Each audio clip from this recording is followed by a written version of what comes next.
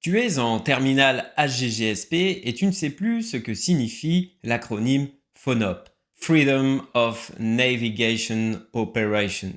Les seuls endroits où les navires n'ont pas le droit de circuler librement sont les eaux dites territoriales. Elles s'étendent de la côte jusqu'à 12 miles marins, à peu près 22 km. Au-delà de cet espace, on peut circuler librement, y compris, comme je l'ai dit, dans les zones économiques exclusives, à condition qu'on ne touche pas aux ressources présentes dans l'eau ou dans le sol.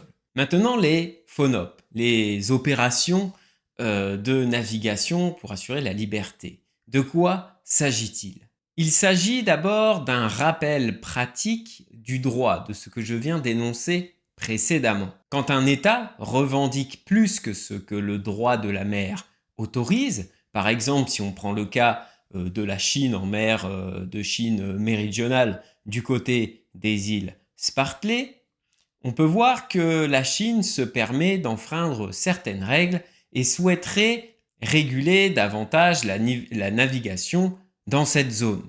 Pour montrer que tout cela n'a pas lieu d'être, la marine américaine envoie un destroyer traverser cette zone comme elle le ferait dans n'importe quelle autre. Cette façon d'agir est une manière de montrer que le droit s'applique dans ces zones-là, même si certains États ne souhaitent pas que ces règles s'y appliquent. L'objectif est d'éviter l'escalade, que des revendications excessives deviennent la norme, entraînant alors de multiples conflits dans les océans et les mers. En envoyant ces bateaux dans ces zones tendues, les États-Unis se comportent d'une certaine façon comme les gendarmes des océans. Ils montrent par leur pratique que le droit international négocié à l'échelle planétaire doit s'appliquer dans tous les espaces et territoires où il est censé s'appliquer. Ici, il s'agit de rétablir un